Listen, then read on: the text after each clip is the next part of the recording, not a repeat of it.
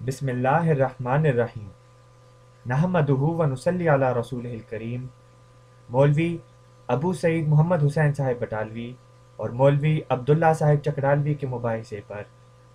مسیح موعود حکم ربانی کا ریویو اور اپنی جماعت کے لیے ایک نصیحت۔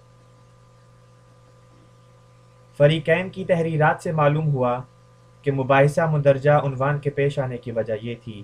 کہ مولوی عبداللہ صاحب احادیث نبویہ کو محض ردی کی طرح خیال کرتے ہیں اور ایسے الفاظ منہ پر لاتے ہیں جن کا ذکر کرنا بھی سوء ادب میں داخل ہے، اور مولوی محمد حسین صاحب نے ان کے مقابل پر یہ حجت پیش کی تھی کہ اگر احادیث ایسی ہی ردی اور لغو اور ناقابل اعتبار ہیں تو اس سے اکثر حصے عبادات اور مسائل فقہ کے باطل ہو جائیں گے، کیونکہ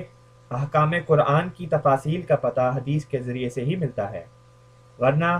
اگر صرف قرآن کو ہی کافی سمجھا جائے تو پھر محض قرآن کے روح سے اس پر کیا دلیل ہے کہ فریضہ صبح کی 2 رکعت اور مغرب کی 3 رکعت اور باقی 3 نمازیں 4 رکعت ہیں۔ یہ اعتراض ایک زبردست پیرائے میں ہے،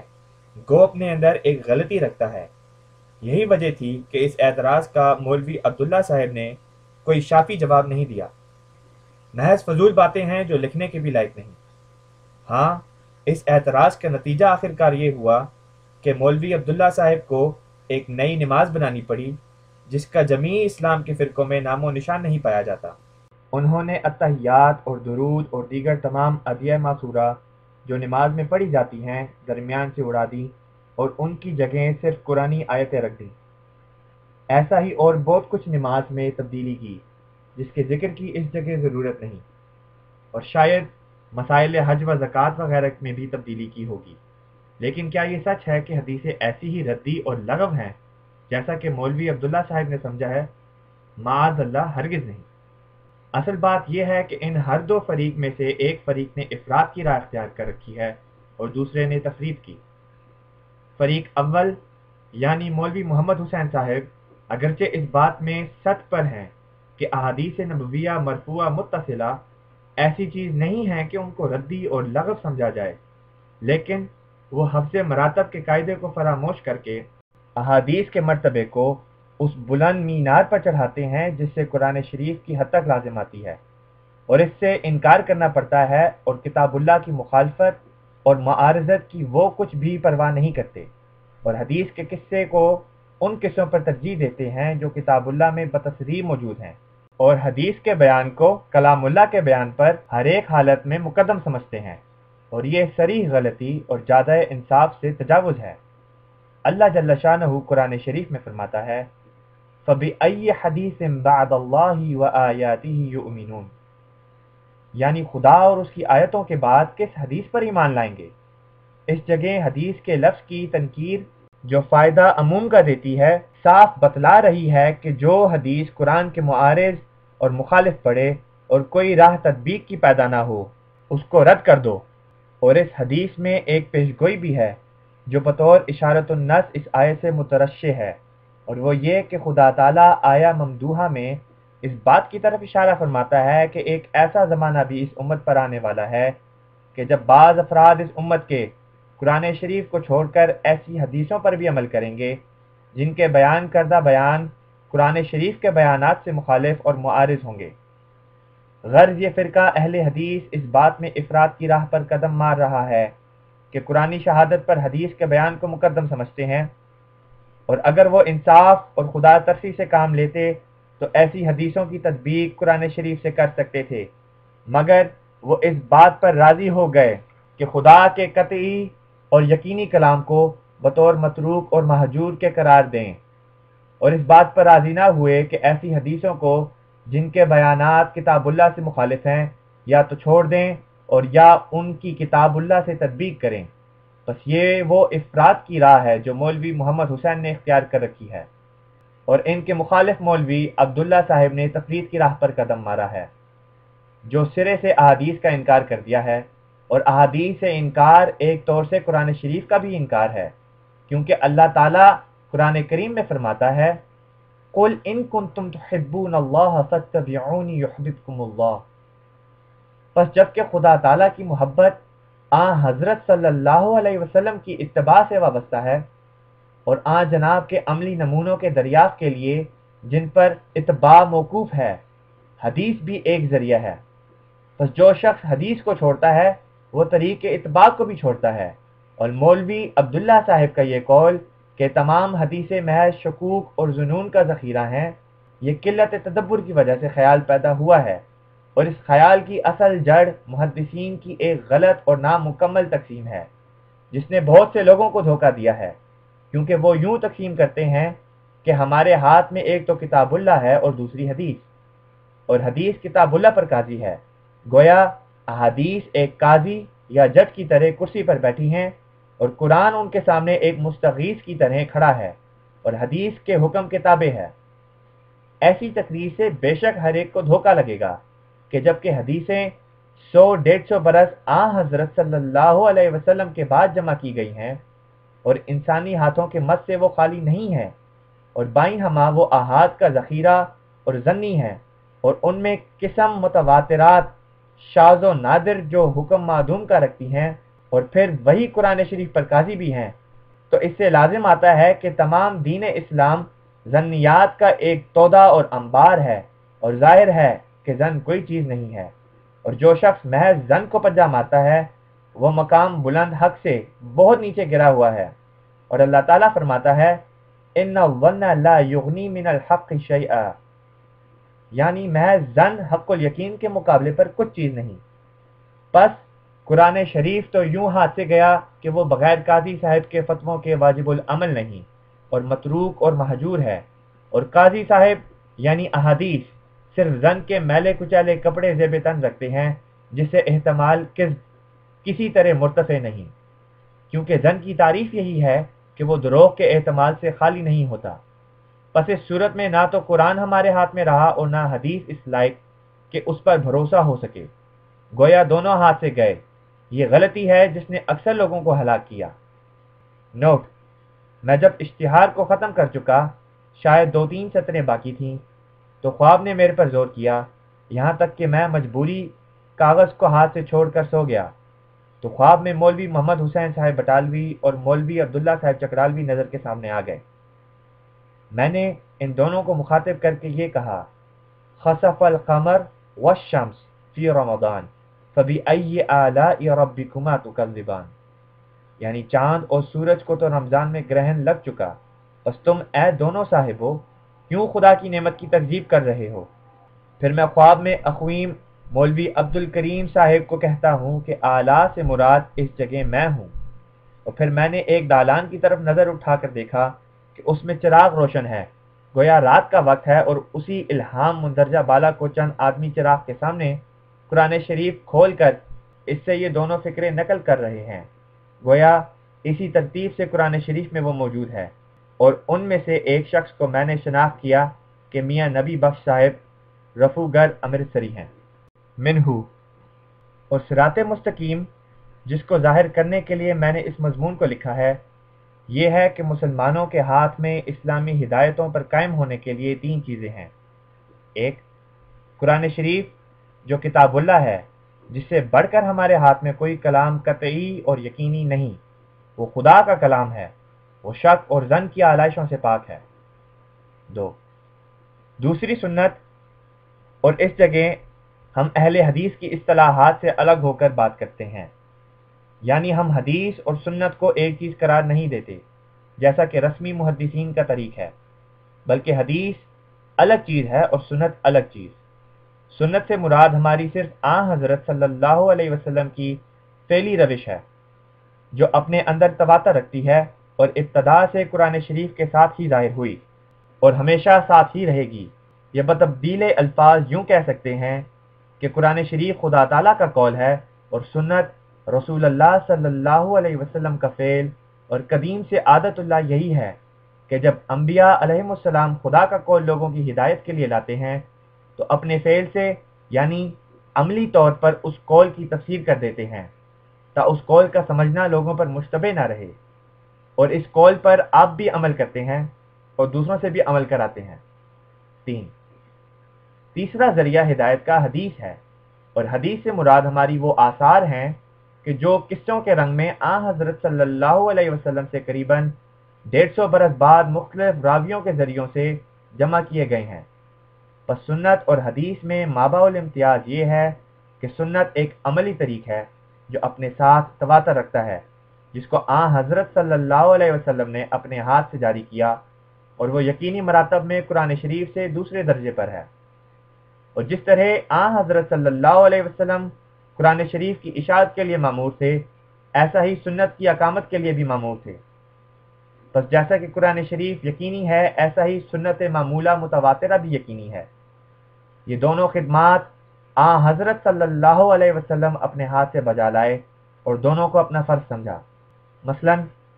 جب نماز کے لیے حکم ہوا تو حضرت صلی اللہ علیہ وسلم نے خدا تعالیٰ کے اس قول کو اپنے فعل سے کھول کر دکھلا دیا اور عملی رنگ میں ظاہر کر دیا کہ فجر کی نماز کی یہ رکعت ہیں اور مغرب کی یہ، اور باقی نمازوں کے لیے یہ رکعت ہیں۔ ایسا ہی حج کر کے دکھلایا اور پھر اپنے ہاتھ سے ہزارہ صحابہ کو اس فعل کا پابند کر کے سلسلہ تعامل بڑے زور سے قائم کر دیا۔ بس عملی نمونہ جو اب تک امت میں تعامل کے رنگ میں مشہود و محسوس ہے، اسی کا نام سنت ہے۔ لیکن حدیث کو حضرت صلی اللہ علیہ وسلم نے اپنے روبرو نہیں لکھوایا اور نہ اس کے جمع کرنے کے لیے کوئی اہتمام کیا۔ کچھ حدیثیں حضرت ابو بکر رضی اللہ تعالیٰ عنہ نے جمع کی تھیں، لیکن پھر تقویٰ کے خیال سے انہوں نے وہ سب حدیثیں جلا دیں کہ یہ میرا سماع بلا واسطہ نہیں ہے، خدا جانے اصل حقیقت کیا ہے۔ پھر جب وہ دور صحابہ رضی اللہ عنہم کا گزر گیا تو بعض تبع تابعین کی طبیعت کو خدا نے اس طرف پھیر دیا کہ حدیثوں کو بھی جمع کر لینا چاہیے، تب حدیثیں جمع ہوئیں۔ اس میں شک نہیں ہو سکتا کہ اکثر حدیثوں کے جمع کرنے والے بڑے متقی اور پرہیزگار تھے۔ انہوں نے جہاں تک ان کی طاقت میں تھا حدیثوں کی تنقید کی اور ایسی حدیثوں سے بچنا چاہا جو ان کی رائے میں موضوعات میں سے تھیں، اور ہر ایک مشتبہ الحال راوی کی حدیث نہیں لی، بہت محنت کی، مگر تاہم چونکہ وہ ساری کاروائی بعد از وقت تھی، اس لیے وہ سب زن کے مرتبے پر رہی۔ بائیں ہمہ یہ سخت ناانصافی ہوگی کہ یہ کہا جائے کہ وہ سب حدیثیں لغو اور نکمی اور بے فائدہ اور جھوٹی ہیں، بلکہ ان حدیثوں کے لکھنے میں اس قدر احتیاط سے کام لیا گیا ہے اور اس قدر تحقیق اور تنقید کی گئی ہے جو اس کی نظیر دوسرے مذاہب میں نہیں پائی جاتی۔ یہودیوں میں بھی حدیثیں ہیں، اور حضرت مسیح کے مقابل پر بھی وہی فرقہ یہودیوں کا تھا جو عامل بالحدیث کہلاتا تھا، لیکن ثابت نہیں کیا گیا کہ یہودیوں کے محدثین نے ایسی احتیاط سے وہ حدیثیں جمع کی تھیں جیسا کہ اسلام کے محدثین نے۔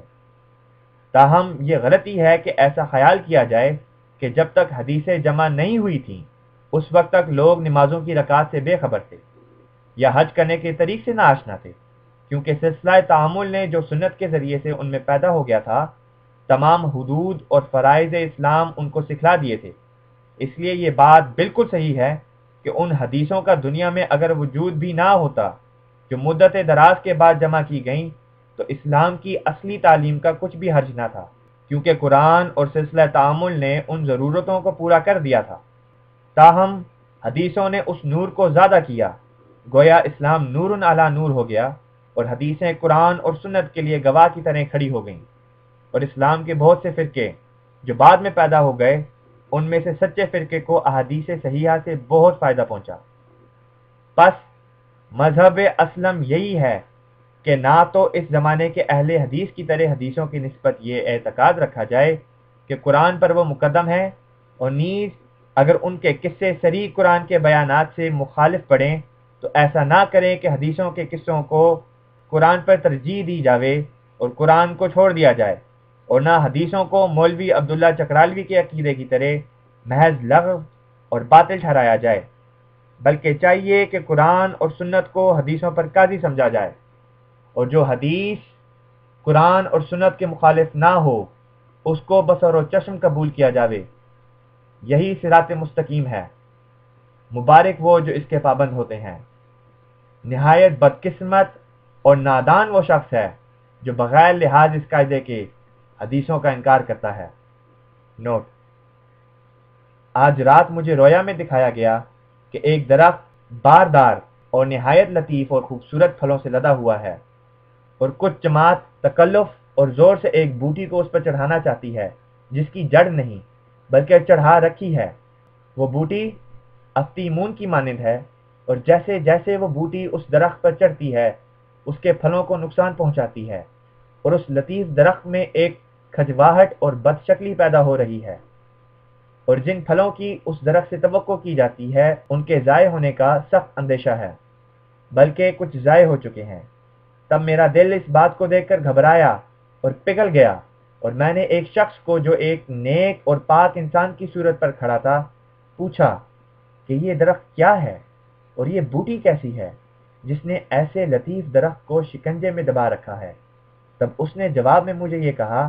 کہ یہ درخت قرآن خدا کا کلام ہے، اور یہ بوٹی وہ احادیث اور اقوال وغیرہ ہیں جو قرآن کے مخالف ہیں یا مخالف ٹھہرائی جاتی ہیں، اور ان کی کثرت نے اس درخت کو دبا لیا ہے اور اس کو نقصان پہنچا رہی ہیں۔ تب میری آنکھ کھل گئی، چنانچہ میں آنکھ کھلتے ہی اس وقت جو رات ہے اس مضمون کو لکھ رہا ہوں اور اب ختم کرتا ہوں، اور یہ شنبہ کی رات ہے اور 12 بجے کے بعد 20 منٹ کم 2 بجے کا وقت ہے۔ فالحمدللہ علی ذالک۔ میم غین الف۔ ہماری جماعت کا یہ فرض ہونا چاہیے کہ اگر کوئی حدیث معارض اور مخالف قرآن اور سنت نہ ہو تو خواہ کیسے ہی ادنا درجے کی حدیث ہو اس پر وہ عمل کریں اور انسان کی بنائی ہوئی فقہ پر اس کو ترجیح دیں، اور اگر حدیث میں کوئی مسئلہ نہ ملے اور نہ سنت میں اور نہ قرآن میں مل سکے تو اس صورت میں فقہ حنفی پر عمل کریں، کیونکہ اس فرقے کی کثرت خدا کے ارادے پر دلالت کرتی ہے، اور اگر بعض موجودہ تغیرات کی وجہ سے فقہ حنفی کوئی صحیح فتویٰ نہ دے سکے تو اس صورت میں علماء اس سلسلہ کے اپنے خداداد اجتہاد سے کام لیں، لیکن ہوشیار رہیں کہ مولوی عبداللہ چکرالوی کی طرح بے وجہ احادیث سے انکار نہ کریں۔ ہاں، جہاں قرآن اور سنت سے کسی حدیث کو معارض پاویں تو اس حدیث کو چھوڑ دیں۔ یاد رکھیں کہ ہماری جماعت بنسبت عبداللہ کے اہل حدیث سے اقرب ہے، اور عبداللہ چکرالوی کے بیہودہ خیالات سے ہمیں کچھ بھی مناسبت نہیں۔ ہر ایک جو ہماری جماعت میں ہے اسے یہی چاہیے کہ وہ عبداللہ چکرالوی کے عقیدوں سے جو حدیثوں کی نسبت وہ رکھتا ہے بدل متنفر اور بیزار ہو، اور ایسے لوگوں کی صحبت سے حتی الوسع نفرت رکھیں کہ یہ دوسرے مخالفوں کی نسبت زیادہ برباد شدہ فرقہ ہے۔ نوٹ: اسی رات میں ایک الہام ہوا بوقت 3 بجے 2 منٹ اوپر، اور وہ یہ ہے: من اعرض عن ذکری نبتلیہ بذریۃ فاسقۃ ملحدۃ یمیلون الی الدنیا ولا یعبدوننی شیئا۔ جو شخص قرآن سے کنارہ کرے گا ہم اس کو ایک خبیث اولاد کے ساتھ مبتلا کریں گے جن کی ملحدانہ زندگی ہوگی، وہ دنیا پر گریں گے اور میری پرستش سے ان کو کچھ بھی حصہ نہ ہوگا، یعنی ایسی اولاد کا انجام بد ہوگا اور توبہ اور تقوی نصیب نہیں ہوگا۔ منہو۔ اور چاہیے کہ نہ وہ مولوی محمد حسین کے گروہ کی طرح حدیث کے بارے میں افراد کی طرف جھکیں اور نہ عبداللہ کی طرح تفرید کی طرف مائل ہوں، بلکہ اس بارے میں وسط کا طریق اپنا مذہب سمجھ لیں، یعنی نہ تو ایسے طور سے بکلی حدیثوں کو اپنا قبلہ و کعبہ قرار دیں جس سے قرآن متروک اور مہجور کی طرح ہو جائے، اور نہ ایسے طور سے ان حدیثوں کو معطل اور لغو قرار دیں جن سے احادیث نبویہ بکلی ضائع ہو جائیں۔ ایسا ہی چاہیے کہ نہ تو ختم نبوت حضرت وسلم کا انکار کریں اور نہ ختم نبوت کے یہ معنی سمجھ لیں جس سے اس امت پر مکالمات اور مخاطبات الہیہ کا دروازہ بند ہو جاوے۔ اور یاد رہے کہ ہمارا یہ ایمان ہے کہ آخری کتاب اور آخری شریعت قرآن ہے، اور بعد اس کے قیامت تک ان معنوں سے کوئی نبی نہیں ہے جو صاحب شریعت ہو یا بلا واسطہ مطابعت حضرت وسلم وہی پا سکتا ہو، بلکہ قیامت تک یہ دروازہ بند ہے، اور مطابعت نبوی سے نعمت وحی حاصل کرنے کے لیے قیامت تک دروازے کھلے ہیں۔ وہ وحی جو اتباع کا نتیجہ ہے کبھی منقطع نہیں ہوگی، مگر نبوت شریعت والی یہ نبوت مستقلہ منقطع ہو چکی ہے۔ ولا سبیل الیہا الی یوم القیامت ومن قال انی لست من امت محمد صلی اللہ علیہ وسلم وادعا انہ نبی صاحب الشریعت او من دون الشریعت وليس من الأمة فمثله كمثل رجل غمره السيل المنهمر فألقاه وراءه وَلَمْ يُغَادَرْ حَتَّى مَاتَ۔ اس کی تفصیل یہ ہے کہ خدا تعالیٰ نے جس جگہ یہ وعدہ فرمایا ہے کہ حضرت سلم خاتم الانبیاء ہیں، اسی جگہ یہ اشارہ بھی فرما دیا ہے کہ جناب اپنی روحانیت کی روح سے ان صلحاء کے حق میں باپ کے حکم میں ہیں جن کی بذریعہ مطابعت تکمیل نفوس کی جاتی ہے، اور وحی الہی اور شرف مکالمات کا ان کو بخشا جاتا ہے، جیسا کہ وہ جل شانہ قرآن شریف میں فرماتا ہے ما کان محمد ابا احد من رجالکم ولکن رسول اللہ وخاتم النبیین، یعنی حضرت صلی اللہ علیہ وسلم تمہارے مردوں میں سے کسی کا باپ نہیں ہے مگر وہ رسول اللہ ہے اور خاتم الانبیاء ہے۔ اب ظاہر ہے کہ لیکن کا لفظ زبان عرب میں استدراک کے لیے آتا ہے، یعنی تدارک مافات کے لیے۔ سو اس آیت کے پہلے حصے میں جو امر فوت شدہ قرار دیا گیا تھا، یعنی جس کی حضرت صلی اللہ علیہ وسلم کی ذات سے نفی کی گئی تھی، وہ جسمانی طور سے کسی مرد کا باپ ہونا تھا۔ سو لیکن کے لفظ کے ساتھ ایسے فوت شدہ امر کا اس طرح تدارک کیا گیا کہ حضرت صلی اللہ علیہ وسلم کو خاتم الانبیاء ٹھہرایا گیا، جس کے یہ معنی ہے کہ آپ کے بعد براہ راست فیوز نبوت منقطع ہو گئے، اور اب کمال نبوت صرف اسی شخص کو ملے گا جو اپنے اعمال پر اتباع نبوی کی مہر رکھتا ہوگا، اور اس طرح پر وہ حضرت صلی اللہ علیہ وسلم کا بیٹا اور آپ کا وارث ہوگا۔ غرض اس آیت میں ایک طور سے حضرت صلی اللہ علیہ وسلم کے باپ ہونے کی نفی کی گئی، اور دوسرے طور سے باپ ہونے کا اثبات بھی کیا گیا، تب وہ اعتراض جس کا ذکر آیت اِنَّ شَانِئَكَ هُوَ الْأَبْتَرُ میں ہے دور کیا جائے۔ حاصل اس آیت کا یہ ہوا کہ نبوت گو بغیر شریعت ہو، اس طرح پر تو منقطع ہے کہ کوئی شخص براہ راست مقام نبوت حاصل کر سکے، لیکن اس طرح پر ممتنع نہیں کہ وہ نبوت چراغ نبوت محمدیہ سے مکتسب اور مستفاض ہو، یعنی ایسا صاحب کمال ایک جہت سے تو امتی ہو اور دوسری جہت سے بوجہ اکتساب انوار محمدیہ نبوت کے کمالات بھی اپنے اندر رکھتا ہو، اور اگر اس طور سے بھی تکمیل نفوس مستعدہ امت کی نفی کی جائے تو اس سے نعوذ باللہ حضرت صلی اللہ علیہ وسلم دونوں طور سے ابتر ٹھہرتے ہیں،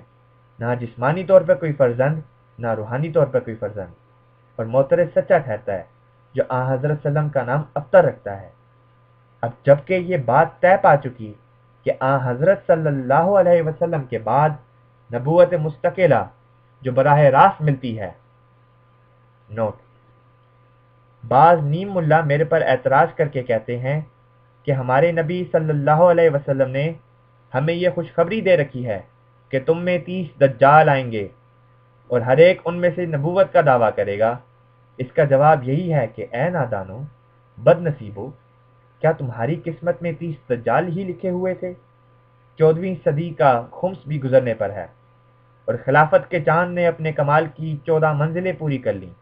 جس کی طرف آیت وَالْقَمَرَ قَدَّرْنَاهُ مَنَازِلَ بھی اشارہ کرتی ہے، اور دنیا ختم ہونے لگی، مگر تم لوگوں کے دجال ابھی ختم ہونے میں نہیں آتے، شاید تمہاری موت تک تمہارے ساتھ رہیں گے۔ اے نادانو، وہ دجال جو شیطان کہلاتا ہے وہ خود تمہارے اندر ہے، اس لیے تم وقت کو نہیں پہچانتے، آسمانی نشانوں کو نہیں دیکھتے، مگر تم پر کیا افسوس، وہ جو میری طرح موسیٰ کے بعد 14ویں صدی میں ظاہر ہوا تھا، اس کا نام بھی خبیث یہودیوں نے دجال ہی رکھا تھا۔ فَالْقُلُوبُ تَشَابَهَتْ اللہم ارحم منہ۔ اب جبکہ یہ بات طے پا چکی کہ حضرت صلی اللہ علیہ وسلم کے بعد نبوت مستقلہ جو براہ راست ملتی ہے، اس کا دروازہ قیامت تک بند ہے، اور جب تک کوئی امتی ہونے کی حقیقت اپنے اندر نہیں رکھتا اور حضرت محمد صلی اللہ علیہ وسلم کی غلامی کی طرف منسوب نہیں، تب تک وہ کسی طور سے حضرت صلی اللہ علیہ وسلم کے بعد ظاہر نہیں ہو سکتا۔ تو اس صورت میں حضرت عیسیٰ علیہ السلام کو آسمان سے اتارنا اور پھر ان کی نسبت تجویز کرنا کہ وہ امتی ہیں، اور ان کی نبوت حضرت صلی اللہ علیہ وسلم کے چراغ نبوت محمدیہ سے مکتسب اور مستفاض ہے، کس قدر بناوٹ اور تکلف ہے۔ جو شخص پہلے ہی نبی قرار پا چکا ہے، اس کی نسبت یہ کہنا کیوں کر صحیح ٹھہرے گا کہ اس کی نبوت حضرت صلی اللہ علیہ وسلم کے چراغ نبوت سے مستفاد ہے، اور اگر اس کی نبوت چراغ نبوت محمدیہ سے مستفاد نہیں ہے تو پھر وہ کن معنوں سے امتی کہلائے گا؟ اور ظاہر ہے کہ امت کے معنی کسی پر صادق نہیں آ سکتے جب تک ہر ایک کمال اس کا نبی مطبوع کے ذریعے سے اس کو حاصل نہ ہو۔ پھر جو شخص اتنا بڑا کمال نبی کہلانے کا خود بخود رکھتا ہے وہ امتی کیوں کر ہوا، بلکہ وہ تو مستقل طور پر نبی ہوگا، جس کے لیے بعد حضرت صلی اللہ علیہ وسلم قدم رکھنے کی جگہ نہیں۔ اور اگر کہو کہ پہلی نبوت اس کی جو براہ راست تھی دور کی جائے گی اور اب اثر نو باتباع نبوی نئی نبوت اس کو ملے گی جیسا کہ منشا آیت کا ہے، تو پھر اس صورت میں یہی امت جو خیر الامم کہلاتی ہے حق رکھتی ہے کہ ان میں سے کوئی فرد بیمن اتباع نبوی صلی اللہ علیہ وسلم اس مرتبہ ممکنہ کو پہنچ جائے، اور حضرت عیسیٰ کو آسمان سے اتارنے کی کوئی ضرورت نہیں، کیونکہ اگر امتی کو بذریعہ انوار محمدی کمالات نبوت مل سکتے ہیں تو اس صورت میں کسی کو آسمان سے اتارنا اصل حقدار کا حق ضائع کرنا ہے، اور کون مانے ہے جو کسی امتی کو فیض پہنچایا جائے تا نمونہ فیض محمدی کسی پر مشتبہ نہ رہے، کیونکہ نبی کو نبی بنانا کیا معنی رکھتا ہے؟ مثلا ایک شخص سونا بنانے کا دعویٰ رکھتا ہے اور سونے پر ہی ایک بوٹی ڈال کر کہتا ہے کہ لو سونا ہو گیا، اس سے کیا یہ ثابت ہو سکتا ہے کہ وہ کیمیا گر ہے؟ حضرت صلی اللہ علیہ وسلم کے فیوز کا کمال تو اس میں تھا کہ امتی کو وہ درجہ ورزش اتباع سے پیدا ہو جائے، ورنہ ایک نبی کو جو پہلے ہی نبی قرار پا چکا ہے امتی قرار دینا اور پھر یہ تصور کر لینا کہ جو اس کو مرتبہ نبوت حاصل ہے وہ بوجہ امتی ہونے کے ہے نہ خود بخود، یہ کس قدر دروغ بے فروغ ہے! بلکہ یہ دونوں حقیقتیں متناقض ہیں، کیونکہ حضرت مسیح کی حقیقت نبوت یہ ہے کہ وہ براہ راست بغیر اتباع حضرت صلی اللہ علیہ وسلم کے ان کو حاصل ہے، اور پھر اگر حضرت عیسیٰ کو امتی بنایا جاوے جیسا کہ حدیث امامکم منکم سے مترشح ہے تو اس کے یہ معنی ہوں گے کہ ہر ایک کمال ان کا نبوت محمدیہ سے مستفاد ہے، اور ابھی ہم فرض کر چکے تھے کہ کمال نبوت ان کا چراغ نبوت محمدیہ سے مستفاد نہیں ہے، اور یہی اجتماع نقیضین ہے جو بالبداہت باطل ہے۔ اور اگر کہو کہ حضرت عیسیٰ امتی تو کہلائیں گے مگر نبوت محمدیہ سے ان کو کچھ فیض نہ ہوگا، تو اس صورت میں امتی ہونے کی حقیقت ان کے نفس میں سے مفقود ہوگی، کیونکہ ابھی ہم ذکر کر آئے ہیں کہ امتی ہونے کے بجز اس کے اور کوئی معنی نہیں کہ تمام کمال اپنا اتباع کے ذریعے سے رکھتا ہو، جیسا کہ قرآن شریف میں جا بجا اس کی تصریح موجود ہے، اور جبکہ ایک امتی کے لیے یہ دروازہ کھلا ہے کہ اپنے نبی مطبوع سے یہ فیض حاصل کرے، تو پھر ایک بناوٹ کی راہ اختیار کرنا اور اجتماع نقیضین جائز رکھنا کس قدر حمق ہے، اور وہ شخص کیوں کر امتی کہلا سکتا ہے جس کو کوئی کمال بذریعہ اتباع حاصل نہیں؟ اس جگہ بعض نادانوں کا یہ اعتراض بھی دفع ہو جاتا ہے کہ وحی الہی کے دعوے کو یہ امر مستلزم ہے کہ وہ وحی اپنی زبان میں ہو نہ عربی میں، کیونکہ اپنی مادری زبان اس شخص کے لیے لازم ہے جو مستقل طور پر بغیر استفادہ مشکات نبوت محمدی کے دعوی نبوت کرتا ہے، لیکن جو شخص بحیثیت ایک امتی ہونے کے فیض نبوت محمدیہ سے اکتساب انوار نبوت کرتا ہے، وہ مکالمہ الہیہ میں اپنے مطبوع کی زبان میں وہی پاتا ہے تا تابع اور مطبوع میں ایک علامت ہو جو ان کے باہمی تعلق پر دلالت کرے۔ افسوس حضرت عیسیٰ پر ہر ایک طور سے یہ لوگ ظلم کرتے ہیں۔ اول بغیر تصفیہ اعتراض لعنت کے ان کے جسم کو آسمان پر چڑھاتے ہیں، جس سے اصل اعتراض یہودیوں کا ان کے سر پر قائم رہتا ہے۔ دوسرے کہتے ہیں کہ قرآن میں ان کی موت کا کہیں ذکر نہیں، گویا ان کی خدائی کے لیے ایک وجہ پیدا کرتے ہیں۔ تیسری نامرادی کی حالت میں آسمان کی طرف ان کو کھینچتے ہیں۔ جس نبی کے ابھی 12 حواری بھی زمین پر موجود نہیں اور کار تبلیغ نہ تمام ہے، اس کو آسمان کی طرف کھینچنا اس کے لیے ایک دوزخ ہے، کیونکہ روح اس کی تکمیل تبلیغ کو چاہتی ہے اور اس کو برخلاف مرضی اس کی آسمان پر بٹھایا جاتا ہے۔